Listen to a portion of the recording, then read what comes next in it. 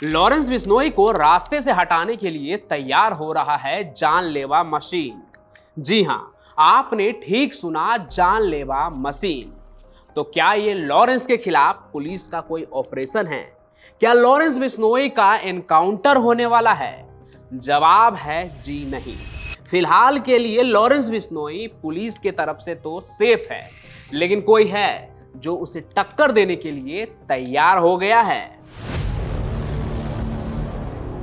Jodhpur court से Lawrence ने जब सलमान को धमकी दी थी, तब उसकी उम्र कोई 25 साल रही होगी। सलमान खान का करेंगे, मारेंगे यहीं जोधपुर में मारेंगे, जब पता लग जाएगा इनको। अभी तो मैंने कुछ किया ही नहीं। लेकिन सिर्फ 17 साल की उम्र में एक लड़के ने कसम खा ली कि वो लॉरेंस को टक्कर देगा।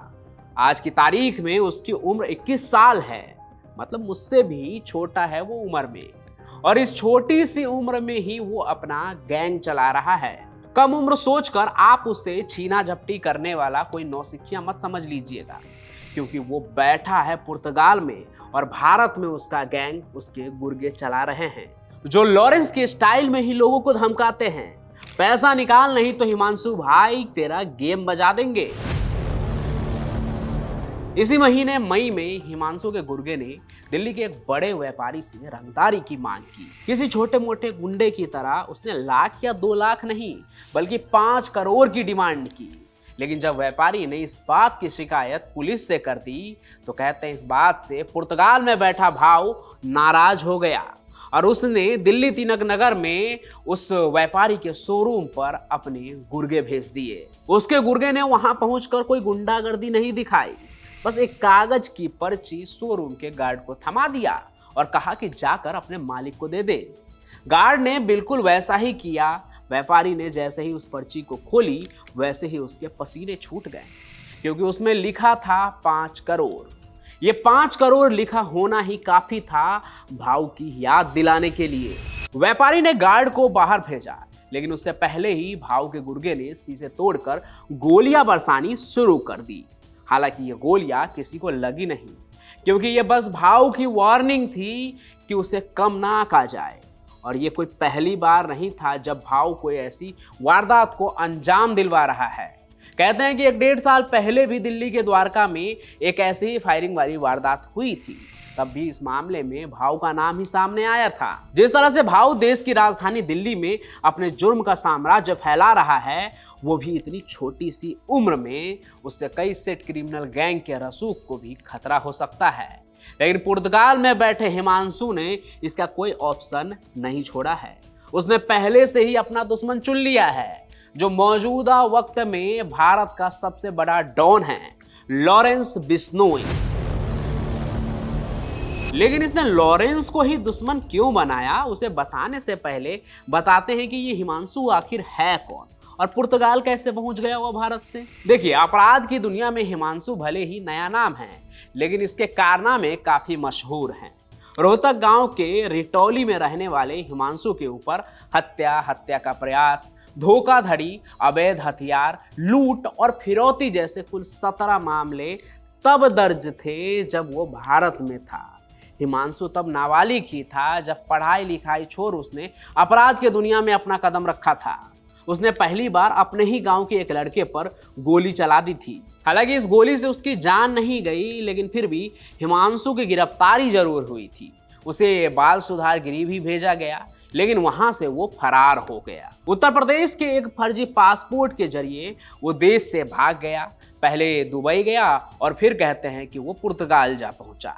माना जाता है कि उसके कॉन्टैक्ट कई गैंग से हैं, लेकिन अब वो अपना इंडिपेंडेंट गैंग चलाता है। उसके गैंग में करीब 40 लड़के हैं, एकदम यंग, जो अपने 21 साल के लीडर के इशारे पर कहीं भी गोलियां बरसाने को तैयार रहते हैं। इससे जुड़ी एक और बात सुनने को मिलती है कि लॉरेंस गैंग में तो रूल है कि डराने धमकाने के लिए कितनी गोली चलानी है और कितनी गोली बचानी है, लेकिन भाव के गैंग में कोई रेस्ट्रिक्शन नहीं है। शूटर जितनी चाहे उतनी गोली चला सकते हैं, फिर चाहे बात किसी को धमकाने की हो या फिर किसी को टपकाने की। अब आते हैं उस बात पर कि ये छोटा डॉन फिलहाल भारत के सबसे बड़े डॉन से दुश्मनी क्यों लेना चाहता है। देखिए, इसमें मुझे तो ये लगता है कि वो लॉरेंस के फेम के साथ अपना नाम जोड़ना चाहता है, जिससे कि हम और आप उसकी बातें करें, और देखिए कर भी रहे हैं। बाकी लॉरेंस से भाव की दुश्मनी की उसकी अपनी एक कहानी है। उसने अपने गैंग को उन गैंगस्टर से जोड़ना शुरू कर दिया है जो लॉरेंस बिश्नोई और गोल्डी बरार गैंग को अब देखना भी नहीं चाहते हैं, जैसे कि बवाना बम्बिहा गैंग। दरअसल तिहाड़ जेल में जिस खतरनाक तरीके से गैंगस्टर तिल्लू ताजपुरिया की हत्या की गई और उसके पीछे लॉरेंस और गोल्डी बरार का नाम सामने आया, तभी से भाव और उससे जुड़े कौशल गैंग ने गोल्डी बरार और लॉरेंस बिश्नोई की सरपरस्ती रखने से मना कर दिया और एंटी लॉरेंस गैंग से हाथ मिलाकर उसके खिलाफ हो गया। ये इतना खतरनाक है कि हरियाणा और दिल्ली सरकार दोनों ने ही इसके ऊपर 1-1 लाख रुपए का इनाम रखा है। 2 लाख के इस इनामी बदमाश के ऊपर इंटरपोल की भी नजर है, पर सबकी नजरों से बचकर वो पुर्तगाल में बैठा है और देश की राजधानी दिल्ली में अपने आतंक की हदें मजबूत कर रहा है। लेकिन जिस लॉरेंस बिश्नोई गैंग से वो पंगा लेने की सोच रहा है, उससे टकरा रहा है, क्या उसके सामने ये भाव, हिमांशु भाव जो पुर्तगाल में बैठा है, वो टिक भी पाएगा? या फिर ये भाव लॉरेंस के अंत का कारण बनेगा? या फिर एक नया गैंगवार ही शुरू हो जाएगा? ये सब कुछ तो पता चलेगा आने वाले वक्त में। लेकिन एक अच्छे और सभ्य समाज की कल्पना करते हुए हम तो यही चाहेंगे कि ऐसा कुछ भी ना हो। और हिमांशु तो भाव बनकर अपराध के दलदल में फंस चुका है, लेकिन उसमें कुछ भी ऐसा नहीं है जिससे इंस्पायर होकर उसके तरह अपराधी बना जाए। आप पढ़ेंगे तो पता चलेगा कि ऐसे लड़के जो अपराध की राहों पर निकल जाते हैं और गैंगस्टर बन जाते हैं, वो अपनी 40 साल की उम्र भी नहीं जी पाते हैं। किसी न किसी पुलिस इनकाउंटर में वो मारे जाते हैं, या बच गए तो सलाखों के पीछे ही उनकी पूरी जिंदगी गुजरती है, या फिर घर परिवार से दूर वो इधर उधर भागते रहते हैं। यकीन ना हो तो आप क्राइम कनेक्ट पर ही कहानियां देखिए, हर दूसरे गैंगस्टर का यही हाल है।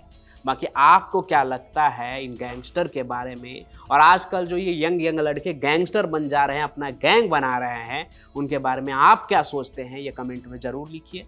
साथ ही साथ इस कहानी को लाइक कीजिए, ज़्यादा से ज़्यादा शेयर कीजिए ताकि लोग भी जागरूक हों, और हमारे इस चैनल को सब्सक्राइब भी जरूर कर लीजिए लाल कलर के बटन को दबाकर, ताकि ऐसी ही कहानियों का जो नोटिफिकेशन रहे वो आप तक पहुंचते रहे बिना किसी रुकावट के। हम फिर मिलेंगे नए सफ़र में, तब तक के लिए आप सभी का बहुत बहुत धन्यवाद।